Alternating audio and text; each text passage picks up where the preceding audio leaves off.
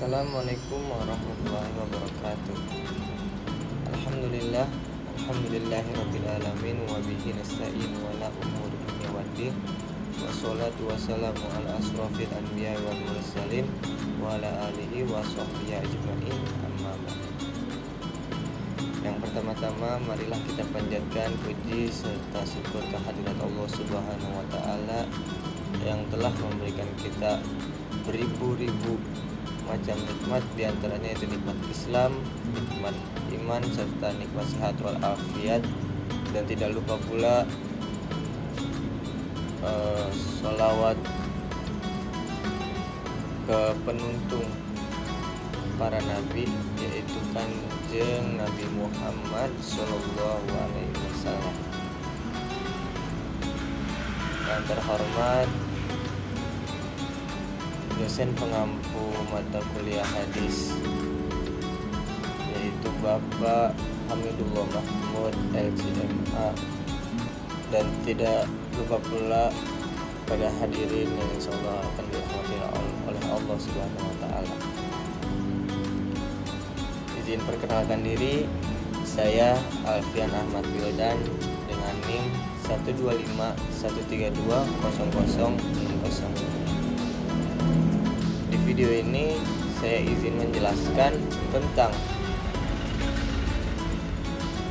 hadis Jibril.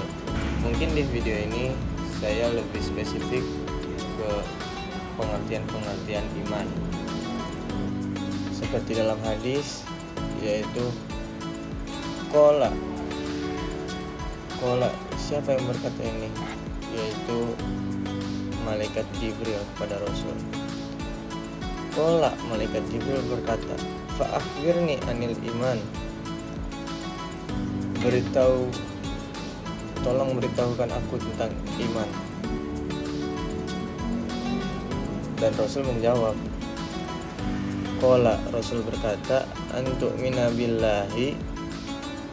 Yang pertama, engkau yang beriman kepada Allah, wa malaikatihi, dan malaikat-malaikatnya, wa kutubihi, dan kitab-kitabnya, wa rasulihi, dan para rasulnya, wal yaumil akhiri, dan hari akhir, wa tu'mina bil qadari, serta beriman kepada takdir Allah, khairihi, yang baik, wa syarrihi, dan yang buruk. Qala, dan berkata lagi Jibril, sodakta, engkau benar. Jadi iman itu adalah keyakinan yang kuat dalam hati terhadap Allah dan seluruh ajaran yang dibawa oleh Rasul.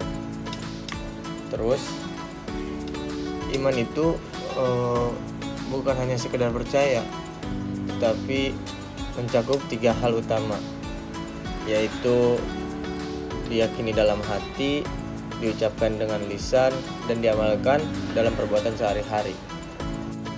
Nah, dalam Islam, iman itu memiliki 6 rukun, yaitu pertama beriman kepada Allah, yang kedua beriman kepada malaikat, ketiga kepada kitab-kitab Allah, keempat kepada rasul-rasulnya, kelima kepada hari kiamat, dan keenam kepada qada dan qadarnya Allah. Terus iman juga memiliki peran penting dalam kehidupan, yaitu membimbing manusia ke jalan yang lebih benar, menumbuhkan harapan akan rahmat Allah, serta memberikan kekuatan dan ketenangan soal menghadapi kesulitan. Biasanya orang yang beriman itu dapat dikenali dari sikapnya. Dengan demikian, iman itu bukan hanya keyakinan dalam hati, tetapi harus diwujudkan dalam ucapan dan perbuatan yang sesuai dengan ajaran Islam. Terus, spektrum makna iman itu terungkap dalam sejumlah ayat Al-Quran. Pertama, iman itu membuat seseorang berada dalam kebenaran. Seperti dalam Al-Quran, Allah Subhanahu wa ta'ala berfirman, yang artinya, dan apabila hamba-hambaku bertanya kepadamu ini siapa? Muhammad, tentang aku, maka sesungguhnya aku dekat, aku kabulkan permohonan orang yang berdoa apabila dia berdoa kepadaku, maka hendaklah mereka memenuhi segala perintahku, dan hendaklah mereka beriman kepadaku, agar mereka selalu berada dalam kebenaran. Quran Surat Al-Baqarah ayat 186. Terus yang kedua itu beriman berarti mengharap rahmat atau kasih sayangnya Allah Subhanahu wa taala. Ini juga tertulis dalam Al-Qur'an. Allah berfirman dalam surat Al-Baqarah ayat 218 yang artinya, sesungguhnya orang-orang beriman, orang-orang yang berhijrah dan berjihad di jalan Allah, mereka itu mengharapkan rahmat Allah, dan Allah Maha Pengampun lagi Maha Penyayang. Ketiga, iman adalah kekuatan ketika merasa lemah dan penglipur lara di saat sedih. Nah, hal ini juga diungkapkan oleh Allah Subhanahu wa taala di dalam Al-Qur'an, yaitu surat Al-Imran ayat 139. Yang artinya, janganlah kamu bersikap lemah dan janganlah pula kamu bersedih hati, padahal kamulah orang-orang yang paling tinggi derajatnya jika kamu orang-orang yang beriman. Nah, dalam pandangan Syekh Nawawi Banten pun beliau berkata, dikutip dalam karyanya yaitu Qaimut Tughyan, iman itu memiliki 77 cabang. Hal ini berdasar sabda Nabi Shallallahu Alaihi Wasallam. Iman memiliki lebih dari 77 cabang.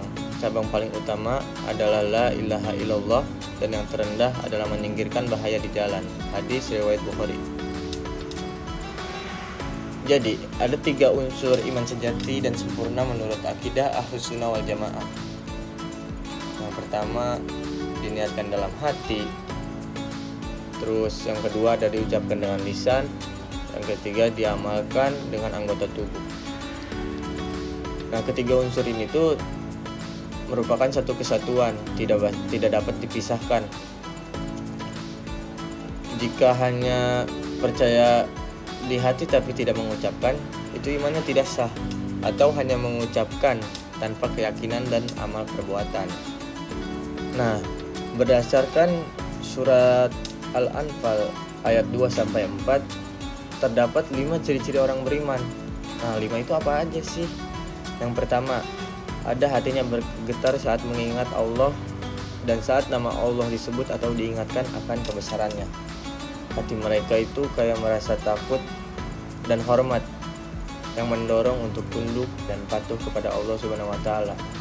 Yang kedua, imannya itu seperti bertambah saat mendengar ayat-ayat Allah ketika dibacakan Al-Qur'an atau melihat ayat kauniyah.